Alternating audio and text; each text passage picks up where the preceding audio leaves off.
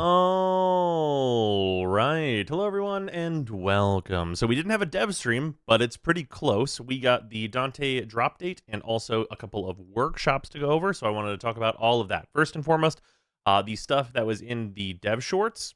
Basically, we know that we are getting Dante's update on the 27th. So that is going to be the last week of March, which, considering all the games that are coming out this month, I think works out fine. Would have preferred for it to be the 13th so that I could be playing it already, but at least it's not the 20th because that would be right before Dragon's Dogma 2 comes out, which I'm very excited for those of you that have been watching these streams, of course. But with that out of the way, we do have two workshops to talk about. One of them is kind of just a recap of a lot of stuff that we knew about the Inaros rework, and then the other is a bunch of different quality of life changes, to which there is one addition that we'll be very happy to know is coming. We heard about it before, but we didn't know when we were going to get it, which is that in Circuit, we are going to be getting reward saving on a per wave basis. So what that means is basically if you do 3 waves, or let's say more realistically, you do like 9 waves, and then you get a defense, there's now not going to be a reason to give up, because that would be the safe thing to do, because that's about 50 minutes into a run and you don't want to lose all your progress.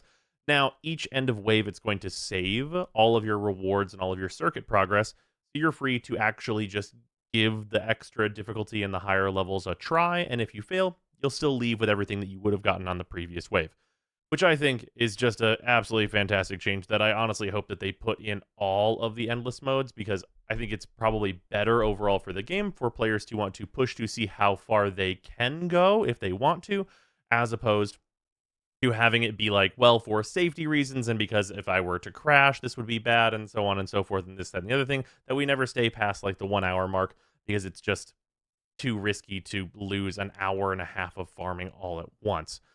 So yeah, that stuff seems really good. I'm, end of the month is, it's theoretically the worst week it could be, but it's still fine, and we know when it's going to launch, so that's all good. Talking about the Inaros rework first here, though, we have a lot to go over. I have like a couple of little videos and stuff in here. So the passive is basically he no longer has his crypt. He gets out and just punches enemies. You do that, you get back up. It's basically just a better version of his get back up mechanic, which was, of course, horribly bad for the entire life of Inaros so far. This looks like it's going to be much better, as it's going to be much more active, and you just need to get hits on enemies, it seems like, in order to be able to get back up. You'll also retain his getting healing on doing melee finishers, which he has a few more ways to get. Desiccation, this is like the exact same thing, except for this is now his railjack ability, for those of you that even remembered that that was a thing. So this is identical. His 1 is just what his 1 is. His 2 is now Sandstorm. Devour is gone, and basically Sandstorm is now fast, as you can see, and groups all the enemies up and drops them at your feet and opens them all to melee finishers, so you can get melee finishers to heal yourself, and also you're invincible and healing for each enemy that's in your Sandstorm while you're spinning around. This is probably, based on the rest of this rework, going to be the main thing you're doing to deal damage. He's going to be probably much more melee-focused Warframe that's going to use this to kill large groups of enemies. Just based on the numbers that we have here. And then we have Scarab Shell. So this is his 4 split into 2 abilities. Scarab Shell is now his 3rd ability. And this is basically you're going to spend health to get armor. You can move while doing this, though, which is new. And this is also going to get a better armor value. So it's going from 240 to 350, and it's going to scale with ability strength, which it did not before. So that's very good. And then the Negation Swarm Augment, it says it's kind of like misconstrued here. This says it's removed. It's really just being reworked into a different thing, which is also detailed here, and we're going to talk about that. But this is going to prevent you from taking statuses and all that good business and give you more armor.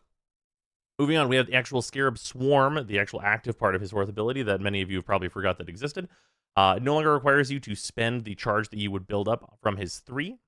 Now, on cast, it is a cone that puts scarabs on the enemies, and it does 1/10 of Inaros' max health as corrosive damage per second. This is a little bit concerning, if I'm honest. It's the tick rate on this ability, as it stands now, is very, very fast, and we thought that this would be good because it would tick and it was going to deal corrosive on every tick, so it would be able to strip armor if you were going to use green shards, which is a pretty good effect. If it's slowed down to only dealing damage once per second, 14 seconds in order to strip armor off regular enemies is just insanely too long and probably not worth it. So we'll see how this actually shakes out whenever it's actually released. Also, the 1/10 of Inaros' max health as corrosive damage is really, really low. That usually works out to less than 1,000 damage per second, which is just awful. And especially if it's not going to be able to quickly strip all the armor off enemies, it means that this is mostly going to be a glorified stun most of the time, which is very unfortunate. Something that would have been like, scales 1/10 of Inaros' max health per second that it's affecting the enemy, or something along that, so it could build up to eventually being able to kill higher level enemies, or like, dealing a bunch more ticks, or at least it being known that it would deal a bunch more ticks. We don't 100% know yet, as it is of course not released. It could just be that it's 1/10 of Inaros' maximum health a second, but it's doing, that split into 5 different instances of damage that all do corrosive procs, and then that would take us down to 2.5 seconds in order to get all the armor off an enemy. So that would be insanely better than 14 seconds, right? We don't have a full clarity on this, but so far it seems like the numbers on this are very, very underwhelming. But it can spawn some Kavats on enemies that are affected by this, up to 3 of them that will spread the swarm around. That being said, based on just reading here, it seems like unfortunately this is probably going to be a rather underwhelming ability, especially given it being a cone and not even a full 360. For augment changes, we have Desiccation's Curse. This is instead of enemies turning into a sandy copy of their former selves, they become Swarm Kavats, which this is like kind of nothing. We're not going to use this, obviously. Elemental Sandstorm is getting no changes, which means this might be a main thing that Inaros' build is going to revolve around with all of these status that you can kick out with that. So there is going to be some experimentation that's going to be worth doing with that, I think, as the numbers on Elemental Sandstorm are pretty interesting. Negation Swarm is being replaced with Negation Armor. That's why I said this is basically the same thing. When Inaros takes fatal damage, consume Scarab Shell to heal and become briefly invulnerable. Inaros is affected by a strong bleed status when this ends, so you're going to have to, have a way to purge a status, or be immune to slash, or so on and so forth, of which there's quite a number of ways to do. This is basically just full immunity for Inaros and impossibility to die, which of course his new passive is going to be pretty good at keeping him alive already, so we might not need this. Of course, with, Inaros is also just kind of natural taking this in at any regular level. But this is like an extra layer of Inaros cannot die, which seems like it's, pretty reasonable in terms of what it's going to be. So yeah, overall for Inaros, the thing that's like kind of rough here is that the numbers on his 4 and just the way it's being described seem a bit on the rougher side, so I'm a bit worried about that, but I would love to be wrong because mechanically everything here seems sound and fun. So that's what's going on with Inaros. Obviously, kind of a recap of some things that we already knew about the rework going in here. But we have more to talk about, and this is kind of just a grab bag of a bunch of different quality of life and just changes in general. So Loki is getting some different ability changes. And just to be upfront here right away, it doesn't matter. None of these are going to matter. Decoy now also draws 15% of the health and shield totals of enemies within a base of 15 meters, scaling with ability, strength, and range, respectively.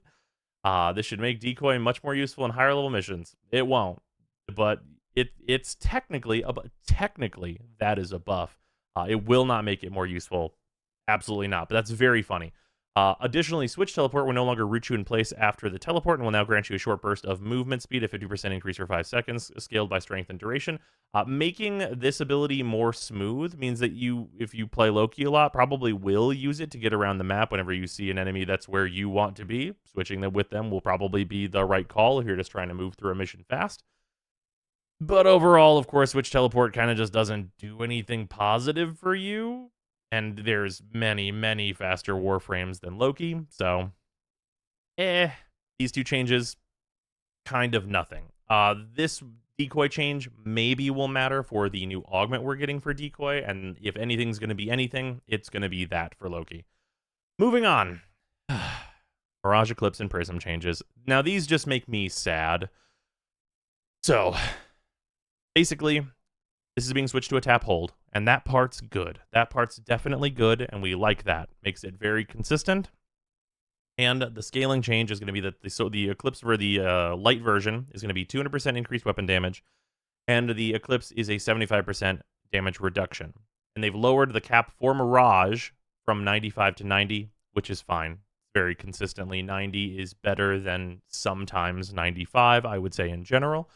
And the 200% increased weapon damage, like this stuff is all good. We're very okay with this on Mirage herself. She will be fine with this stuff. There's more to talk about with this. The Helminth diminished effectiveness change.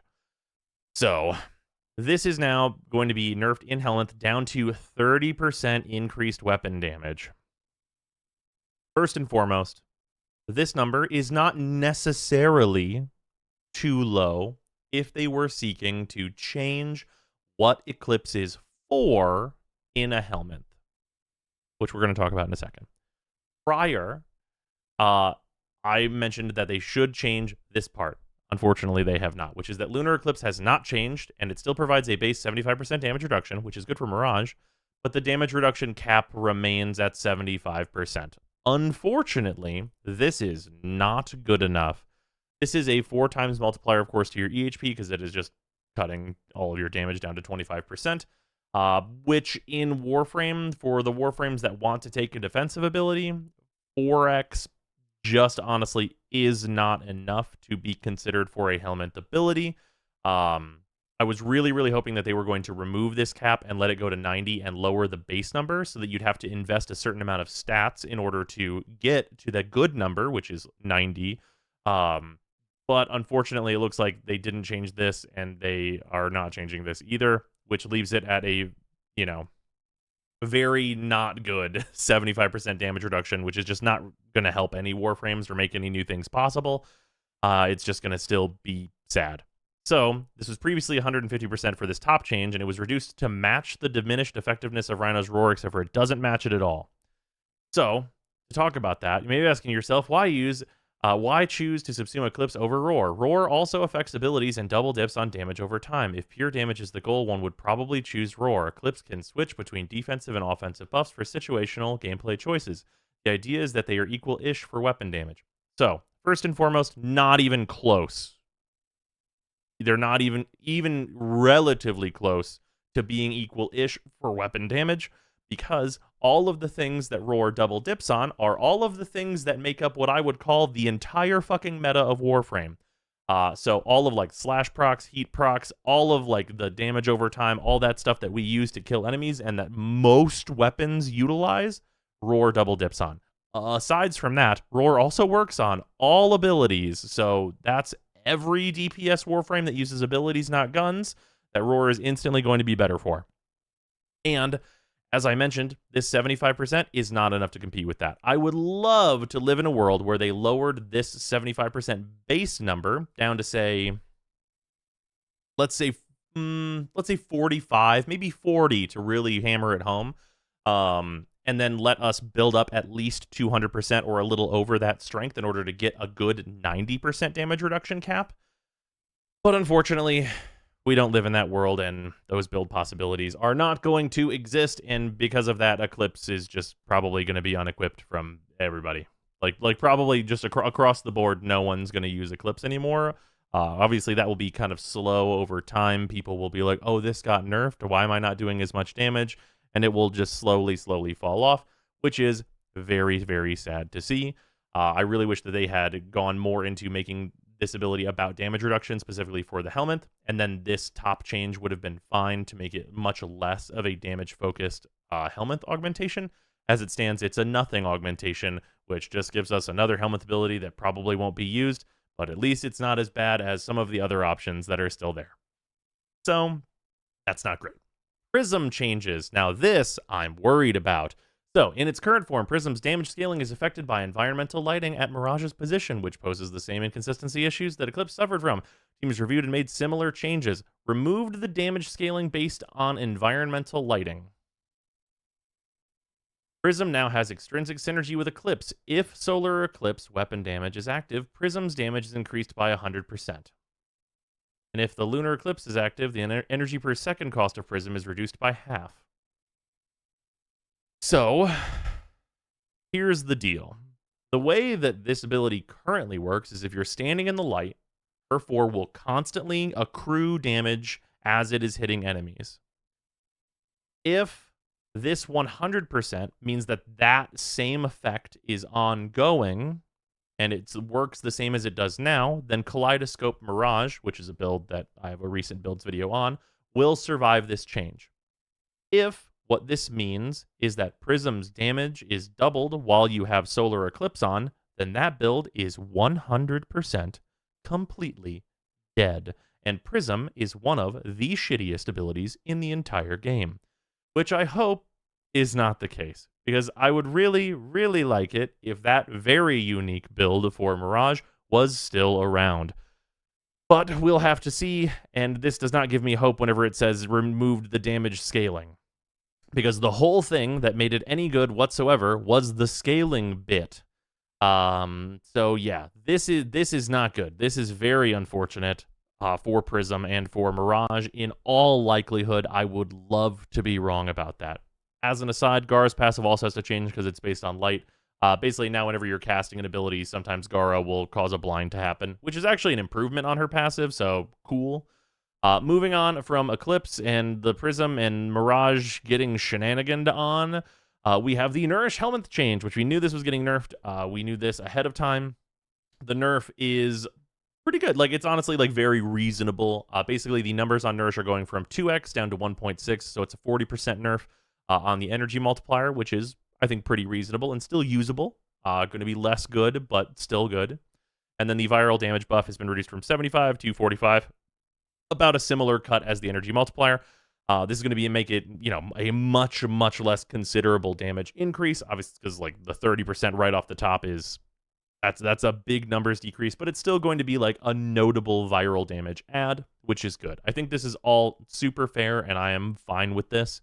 Yeah, I think this is going to be no problem at all. I think that Warframes that are using this that aren't the worst and, like, trying to really need every point of energy they get are going to be fine with this. Warframes that are obviously already good and just using this to improve their energy economy are going to be still totally fine.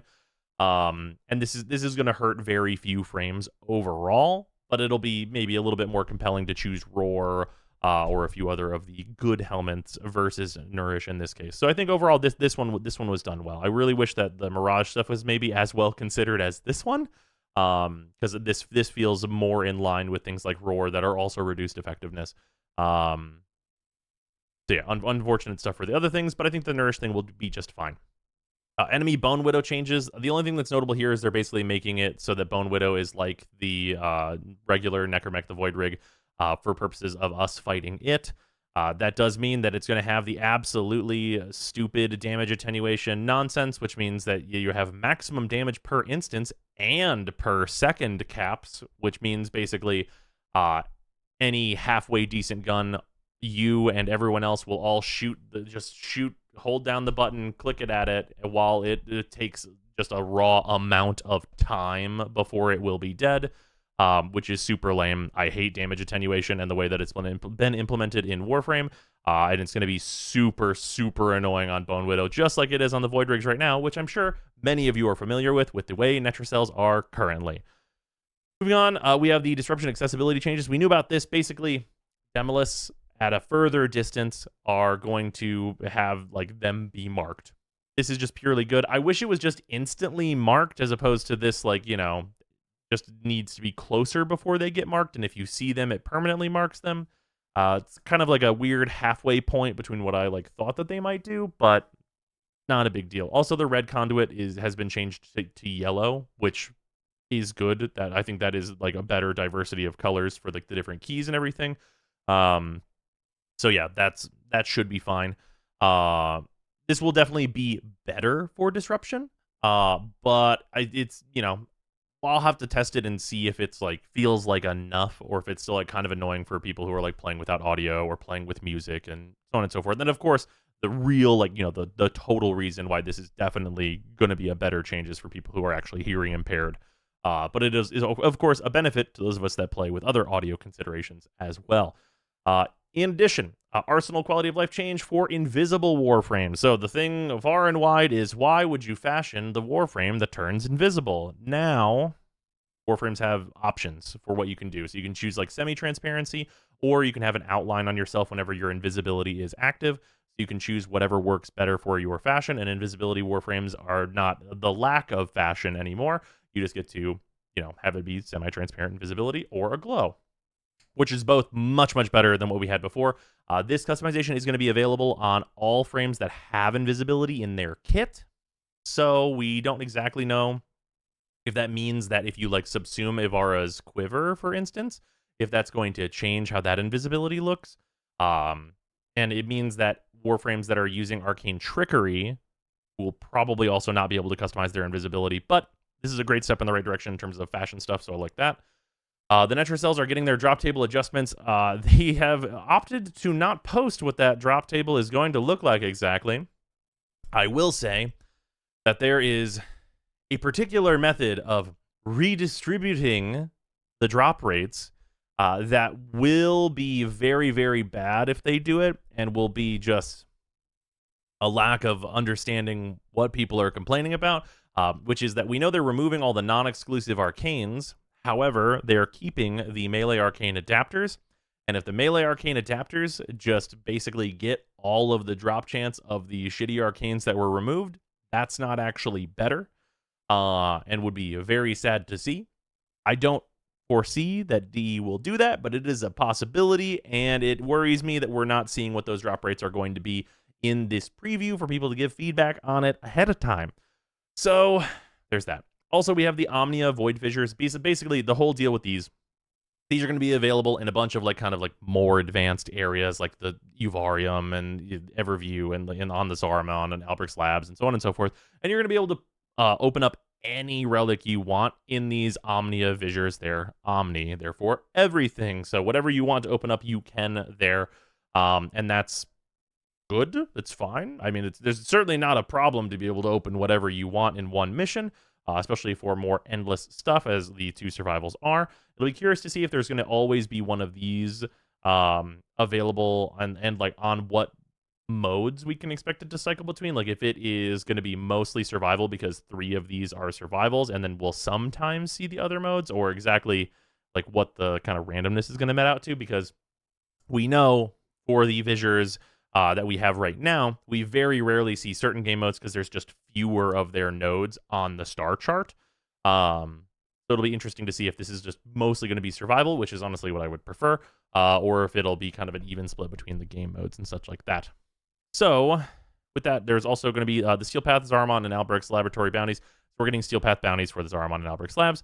Arrives to Zaramon and Cavi bounties alike. Access to Steel Path variants is possible through the selection UI.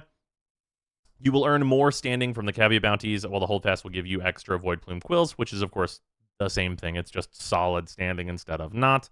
And, of course, this is not it's not a full list of all of the quality of life. As I said, there's, at least one additional thing that they have already talked about on the dev short for what's going to be added. But yeah, overall, the stuff that's being added in here is good. The Mirage stuff, especially the Helminth, the Mirage herself will probably be at least fine with these changes because she's going to be much more consistent. I do really worry about Prism becoming just an absolute nothing ability. Then that is a very Mirage problem. But mostly it going to Helminth and just being in this state where I would consider it to be mostly useless probably is going to be very unfortunate, as it was a very highly used ability, especially by people doing very specific content. And just changing its use to be a defensive instead of offensive option for the most part, I think would have been the better choice. And 75% damage reduction just isn't enough for replacing your ability slot, as it turns out. But yeah, that's going to do it. Thank you all for hanging out and watching and, seeing all of the things that got gone. But yeah, for anyone that's wondering, because I know I haven't posted a video about this, the tier list video for obviously the tier list for this year, I postponed it until this update, and the reason for that is because, as you can see, we're going to be getting a lot of Warframe changes, and we're getting a lot of Warframe augments, and Inaros is getting a rework, and we're getting a new Warframe. So I didn't want to release a tier list where probably about 10 to maybe even 15% of that tier list is immediately out of date, because that means that for the majority of the year, the tier list would have about 10 to 15% of it that's probably completely fucking useless. And I really like to have more of a longevity to the tier list videos where, like, you know, the vast majority of it remains true throughout the year. And the things that go out of date are things like Hydroid, where that Warframe was the worst Warframe in the game and is now very good. Because things like that changing is much better than like more granular Warframes getting important new tools that give them brand new builds, and then those just not being talked about in a full year's tier list. Doesn't sit super great with me. So sorry that the tier list is not out yet, but that is the reason why it has been delayed. But yeah, hopefully you guys have enjoyed this video, and I will see you tomorrow. All right, thanks for watching, everyone, and of course, as usual, thanks very much to the patrons for supporting the channel, especially the $10 patrons: Alex Barnum, Andrew, Angel SBM, Arbiter Daydream, Benuven, Blotomatic, Brandon Coggin, Brutus Salazar, Canolathra, Dylan Dworsky, Thrain, Afon, James Hartshorn, GC4 Science, John Lobdell, Joshua Adams, Luzant, The Gokel, Inti Ginja, Michta, Nerve, Ramoxidate, Ruby, Sharp247, Camarilla Wastelander, The Coupon of Death, Homeworm, Victor Palmer, Waifu Wars Wadded, and Zeraphir. And of course, thank you very much to all of the $5 and $2 patrons as well. It is much appreciated because I've been asked this a lot. I am doing the 2024 Warframe tier list, but I need to get last year's data from whenever DE releases that, which hopefully happens on the January dev stream. But that's what's holding that up, because, you know, that kind of factors into Warframe's getting S ranks or not. But yeah, that's what's going on. And thanks. Thank you, everybody.